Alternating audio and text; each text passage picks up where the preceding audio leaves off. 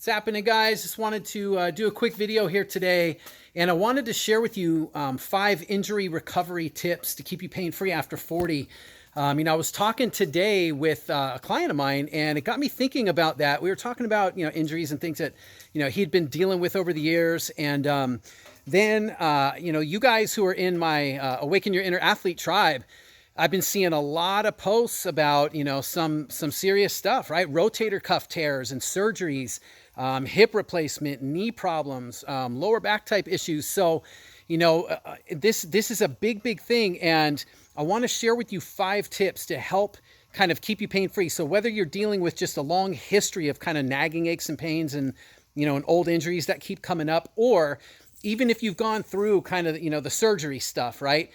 Here's some important things that you want to keep in mind, because I've seen it time and time again, specifically in, you guys who are over 40, and, things for us, we don't tend to move as well. It takes us longer to warm up. We can't, do a lot of the same things that we used to be able to do back in the day, maybe when we were athletes and things like that, right? So here's some things just to keep in mind. So the first thing, right, is number one is really creating the right game plan, okay? So what I'm talking about is that, a lot of times, and I've seen this happen with, guys going through physical therapy, and then they get discharged out of there, and then they go to the gym, and they're just kind of winging it and doing a bunch of things without really having put together a solid game plan. And the reason why is because, this, especially when you're dealing with an injury, it takes more than just going into the gym and doing exercise to get your body healthy and pain-free. If you want to stay healthy, if you want to stay out of pain, and to make sure that, or to have the best chance not to go through another injury, it really comes down to your game plan. And that means that you have to take everything into account, such as not just your goals, but what your needs are, what your abilities are, what your fitness level is, what kind of, issues need to be addressed, right?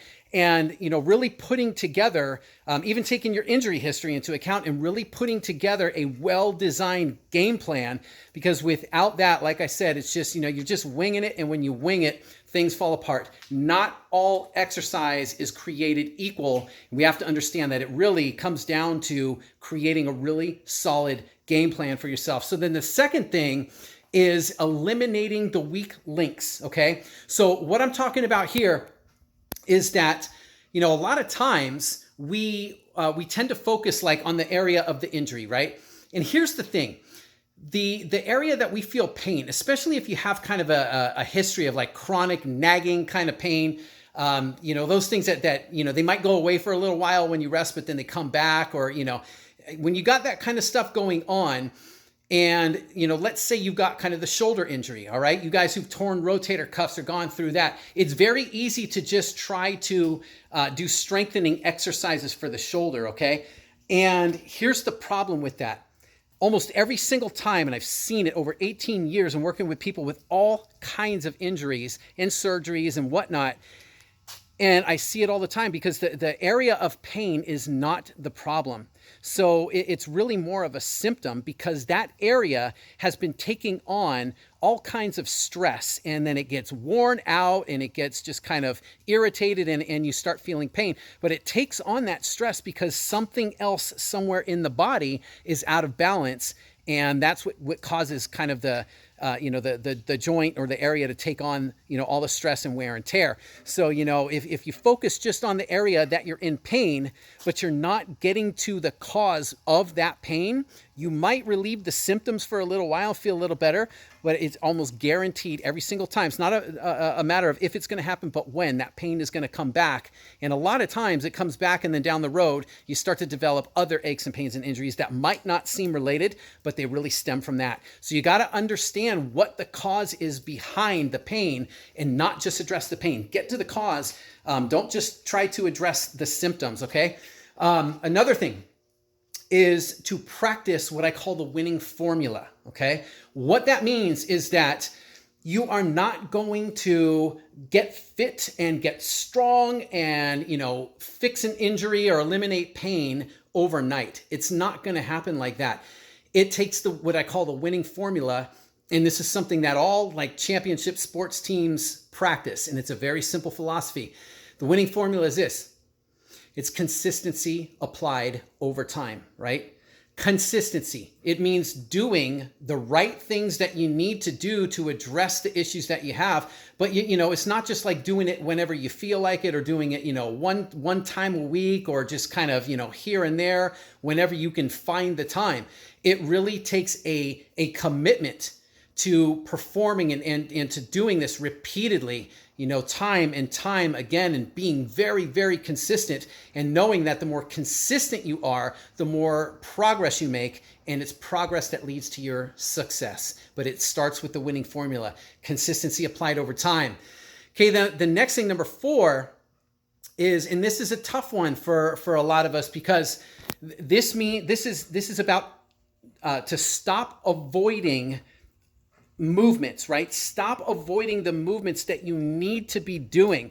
This happens all the time. Doctors and chiropractors and physical therapists telling people, okay, don't squat anymore, avoid bending, don't twist. And, and I get it. I really get it. And I'm not trying to badmouth anybody, but there's a big problem. It's a very short-term solution that has long-term consequences, big long-term consequences, because when we have movements we need to do, we need to bend, we do need to rotate. Rotation and twisting is involved in all kinds of movements that we do, whether we realize it or not. We need to be able to squat down and stand up. Think about getting in and out of your car, going up and down stairs, getting in and out of a chair. If you're a runner, or, just picking things up around the house. If you have kids, you're bending and squatting down all the time. Working out in the yard, right? Doing the things that we need to do. And we cannot simply just avoid all these movements. Because one, they're part of life. We're doing them as part of our everyday lives. And secondly, because avoiding doesn't make you stronger, and it doesn't prepare your body to be able to perform those movements that you're already doing safely and effectively. The best way to keep yourself healthy and pain-free is to understand that the movements are not the problem. If you squat and you get knee pain, or if you lift something overhead and your shoulder hurts, or your back's messed up every time you twist, it's not the movement that's causing you pain. It's the way that the movement's being performed. And we could look at everything across the board, where we're looking at, you can have joint restrictions, you can have soft tissue restrictions, you can have dysfunctional movement patterns you might not be aware of, you might have poor stability, you can have compensation patterns, you can have all kinds of different issues can be going on. There's a laundry list of these that I can name, but it'll take like 20 minutes to do this video. But the point that I'm trying to make is that if we just avoid everything, sooner or later it's going to catch up with you, and you're going to always be susceptible to pain and injuries down the road, because you're not teaching your body how to perform these movements safely and effectively. So, I'm not saying to go into pain and do things that hurt you and fight through pain, but I am saying that you have to understand how to learn how to perform these movements safely and effectively, because that is the best case scenario, is the best protection for your body over time, especially as we get older. Things do not get easier.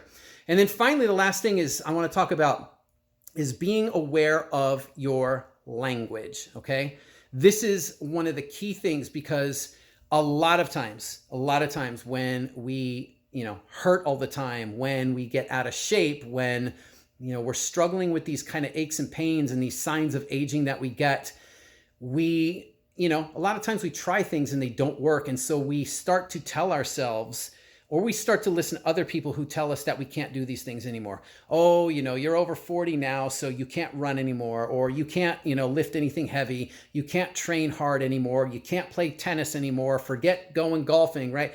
And we start to give up on the things that we really love to do, because we think that, we're too old for it. We have bad knees now, or, our arthritis and bursitis and tendonitis and all this other stuff. We tend to blame on age and think that things are not possible for us to do. And I'm telling you, as having done it myself and done this for 18 years with clients from all walks of life, from athletes to post-surgery clients, that nothing is further from the truth. You don't have to give up doing the things you enjoy, but you do have to be smart, and you do have to program things properly and do things the right way. You do have to be smart about your training in order to get better.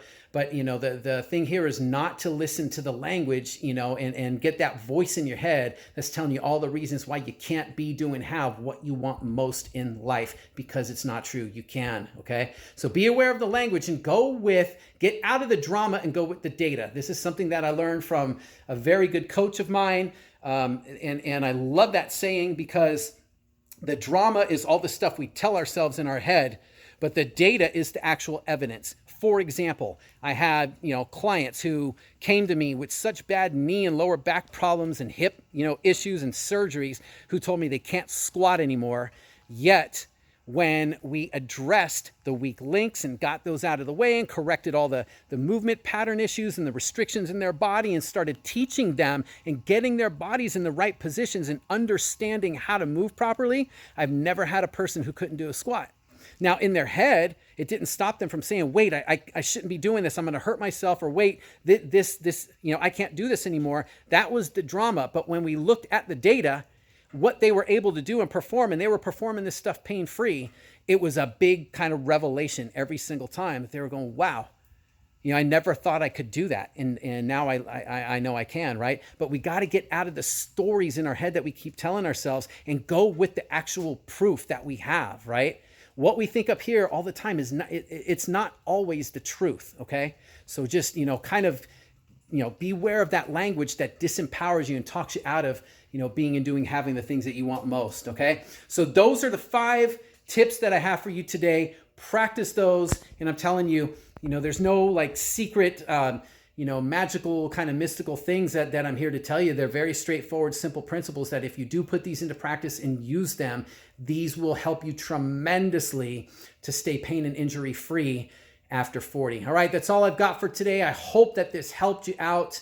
In the meantime, leave me a comment. Let me know which one of these kind of connected with you the most.